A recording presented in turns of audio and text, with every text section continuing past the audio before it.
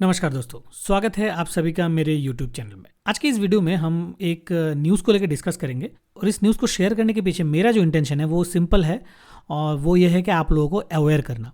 देखिए, real estate investment जो है, not only real estate investment, मतलब कोई भी इन्वेस्टमेंट, जब भी आप आपका जो हार्ड अर्न मनी है उसको आप कहीं पे इन्वेस्ट करते हो ना, तो वो जगह बहुत ही ज़्यादा ट्रस्टेड होना चाहिए। किसी की बातों पे सुन के या फिर किसी की प्रॉमिस पे हमें बिल्कुल नहीं जाना चाहिए। आपका जो इंटेलिजेंस है, आपका जो कन्विक्शन है, उसके ऊपर ही जाना चाहिए। भले ऐसा हो सकता है कि कोई बंदा, मान लीजिए मैं जस्ट एग्जांपल दे रहा हूँ, 20% रिटर्न ले रहा है कहीं से और आपका जो कन्विक्शन है उसके हिसाब से आपको लगता है कि 10% ही ठीक है, तो आपके लिए आप 10% ही डिजर्व करते हो, आप 10% तक ही आपको जाना चाहिए।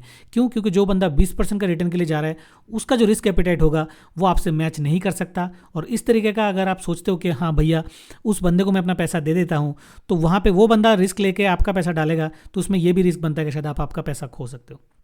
तो ऐसा ही एक इंसिडेंट हुआ है जो न्यूज़ में आया है कि एक, आप देख सकते हो news, retired SP duped of ₹14.7 crore in real estate fraud. तो यहाँ पे क्या हुआ, B Janardhan Reddy, 81 old, retired additional superintendent of police, was allegedly defrauded of ₹14.7 crore. तो क्या लिखा गया है कि लास्ट 15 मंथ से राकेश नाम का कोई बंदा जो है रियल एस्टेट में उनका पैसा इन्वेस्ट कर रहा है बहुत हायर रिटर्न के लिए, मगर वो बंदा दो बार ही कुछ रिटर्न दिया है, उसके बाद नहीं दिया होगा। अब यहाँ पे क्या होता है कि इस तरह की चीज़ों में क्या होता है, वो इन्वेस्टमेंट कहाँ किया जा रहा है, किसी के बातों पे भरोसा करके हम ऐसा करना, जिसका नतीजा इस तरीके से हुआ है। तो ऐसे आज के डेट में बहुत बहुत ज़्यादा हो रहा है। आप जब भी आपका हार्ड एंड मनी को इन्वेस्ट करोगे ना, या फिर इनफैक्ट रियल एस्टेट में इन्वेस्ट करो, भले ही वो कम आए, मैं चाहता हूँ कि आप जाके वो देखें कौन सा रियल एस्टेट प्रॉपर्टी है, कौन सा बिल्डर उसके पीछे है, कौन है जो उसके पीछे, उनका ट्रैक रिकॉर्ड क्या है, क्योंकि रियल एस्टेट में इस टाइप की चीज़ें होने का चांसेस बहुत ज़्यादा है। तो रिस्क फ्री करना बहुत ज़रूरी है, भले ही रिटर्न थोड़ा सा कम आए।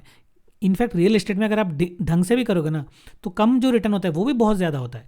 मान लीजिए कोई रेपुटेड बिल्डर है, रेपुटेड कोई रियल एस्टेट कंपनी है, उनके प्रोजेक्ट्स में आप खुद से रिसर्च करके अगर पैसा डालते हो तो रियल एस्टेट का रिटर्न बहुत ज़्यादा है। और फिलहाल तो हैदराबाद का जो रियल एस्टेट मार्केट है वो पिछले काफ़ी सालों से अच्छा ही चल रहा है, इनफैक्ट आने वाले सालों में भी बहुत अच्छा होने वाला है, तो उसमें कोई डाउट ही नहीं है। इसलिए मैं आप सबसे रिक्वेस्ट करूंगा कि इस तरह का न्यूज़ जो आता है, इससे हमें ये सीख लेना चाहिए कि रियल एस्टेट में जब भी हम कदम या फिर हम हमारा मूव करें, वहाँ पे हमें बहुत अच्छी तरह से रिसर्च करके जाना है। हमारा जो कन्विक्शन है वो ऑपोजिशन साइड में जो बैठा हो, जिसके साथ बात कर रहे हो, जो बोल रहा है कि ज़्यादा प्रॉमिस हो सकता है, उसके साथ मैच होना चाहिए, तभी आप उसके पे डिपेंड हो। अदरवाइज बिल्कुल भी आप किसी पे ऐसे भरोसा मत कीजिएगा, जिससे आगे जाके क्या हो सकता है, आपका जो पैसा यहाँ पे डूब सकता है। आपको जितना लगता है, जितना आप कन्विंस हो कि हाँ भाई मुझे लगता है कि ऐसे इतना आना चाहिए, वो बंदा कैसे कर रहा है मुझे पता नहीं, तो आपको वहीं पर रुक जाना चाहिए। तो इस छोटा सा वीडियो मैं इसलिए बनाऊँ ताकि एक छोटा सा अवेयरनेस मैं स्प्रेड कर सकूँ, क्योंकि रियल एस्टेट में जो इन्वेस्टमेंट होता है उसमें अगर कुछ भी गड़बड़ हो जाता है ना, तो हमारा जो सपना होता है वो दाव पे लग जाता है। और मैं नहीं चाहता कि किसी का भी जो ड्रीम होम है,